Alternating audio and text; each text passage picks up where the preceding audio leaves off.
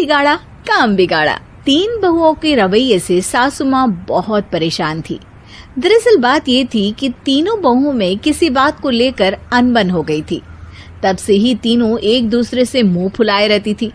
ना कोई सीधे मुंह किसी से बात करती, ना किसी का कहना मानती। पड़ोसी भी इस बात को जानते थे और जाने कैसे कैसे बातें भी करते। इसीलिए सासू माँ ने तीनों बहुओं को तुरंत अपने कमरे में बुलाया।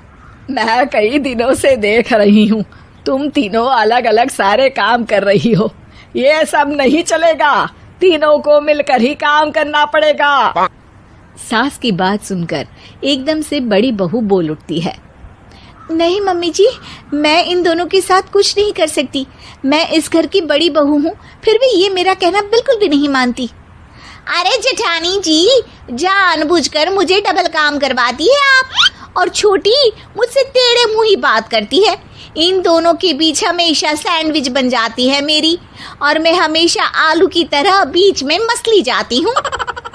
मम्मी जी, इन दोनों को लगता है कि मैं छोटी हूँ तो इनके पैरों तले दब जाऊंगी, लेकिन नहीं, मेरा भी उतना ही अधिकार है जितना इन दोनों का है।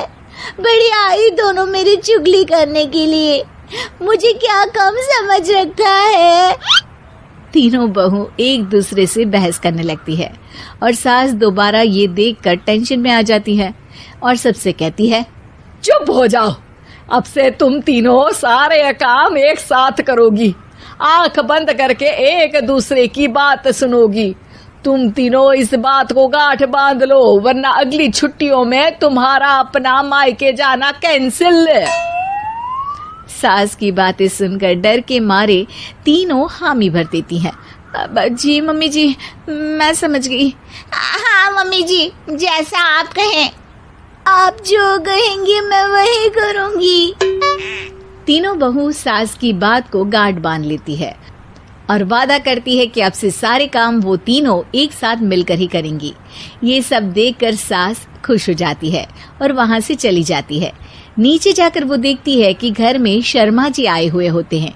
सास जोर से आवाज लगाकर कहती है, अरे बहू, जरा चाय बनाकर तो लाना, शर्मा जी आए हैं। सास की बात सुनकर तीनों बहू तुरंत किचन की ओर भागती है और चाय बनाना शुरू कर देती है। मुझे तो एकदम मसाले वाली कड़क चाय पसंद है, तो हम शर्मा जी के लिए मसाले वाली चाय ही बनाएंगे।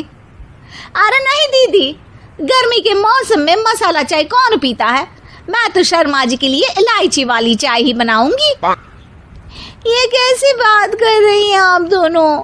मेरी मम्मी ने सिखाया है कि मेहमान को ज्यादा दूध और शक्कर वाली चाय देनी चाहिए, वरना वो घर वालों को कंजूस समझते हैं।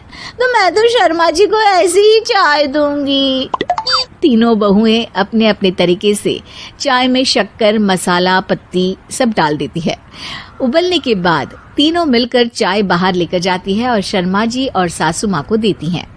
चाय पीने के बाद शर्मा जी सासू माँ को देखकर शर्मा जाते हैं और शर्मिंदा महसूस करते हैं कि आखिर उन्होंने चाय पीने के लिए हामी क्यों भरी। सासू माँ भी चाय पीना शुरू करती है और कहती हैं, अरे बहू, ये कैसी चाय बनाई है? चाय है या मीठे दूध की बासुंदी? हाँ, चाय अच्छी नहीं लगी क्या? कोई बात नहीं, हम पराठा बनाकर लाते हैं। चलो चलो अंदर। हाँ चलो। हाँ, आती हूँ मैं भी। नहीं नहीं, मेरा पेट चाय ने ही चौपट कर दिया, वही काफी है। पराठे से पोपट नहीं करवाना, मैं तो चलता हूँ। शर्मा जी चुपचाप पतली गली से निकल जाते हैं। अगले दिन सास बहुओं से कहती है, अरे बहू, जाओ जाके ऊपर के गेस्ट हाउस की सफाई कर दो। कल हमारे यहाँ मेरे दूर के रिश्तेदार आने वाले हैं, तो पूरे कमरे को चमका देना, समझी? तीनों बहू सास की बात को मानकर ऊपर सफाई करने चली जाती हैं और तीनों कमरे की सफाई चालू कर देती है। बड़ी बहू मकड़ी के जाले साफ करती है, तो बीच वाली झाड़ू लगाना और छोटी वाली सर्फ डालकर जमीन धोना शुरू कर देती है। अरे दीदी, जेठानी जी, अभी मैंने पूरी फर्श धोई और आप फिर से धूल नीचे गिरा रही हैं। और मछली जेठानी जी, आप बिना झाड़ू की धूल यहाँ छटक रही हैं। अरे तीनों को साफ करना है, एक साथ सफाई करते हैं ना। अरे वही तो, हम साथ साथ हैं, घर साफ साफ है। तीनों बहू ऐसे ही काम में उलझ जाती है और 2 घंटे तक एक ही कमरे की सफाई करती रहती है। बहुत देर से अपनी बहुओं को ना देखने के कारण सास ऊपर कमरे में उन्हें देखने जाती है, लेकिन कमरे में घुसते ही वो गीली फर्श पर फिसलने के कारण नीचे गिर जाती है। ओरी मोरी मैया, हड्डी मरोड़ के रख दी। आए मेरी तो कमर ही टूट गई रे। तीनों बहुएं सास को उठाती हैं और बिस्तर पर सुला देती है। अरे मेरे हाथ पैर दर्द कर रहे हैं, दबा दो, आराम मिलेगा। हाँ जी माँ जी। अरे जी माँ जी, जी माँ जी। और तीनों बहुएं एक साथ सास के हाथ को दबाना शुरू कर देती हैं। माँ की तो चीख ही निकल जाती है और नतीजा ये होता है कि सास के बचे हुए शरीर में भी दर्द उठ जाता है। हाय राम, ये क्या कर दिया तुम तीनों ने। अरे मेरी तो किस्मत ही फूटी है कि तुम जैसी बहुएं मुझे मिली। हे भगवान, पूरे शरीर में दर्द बढ़ गया है।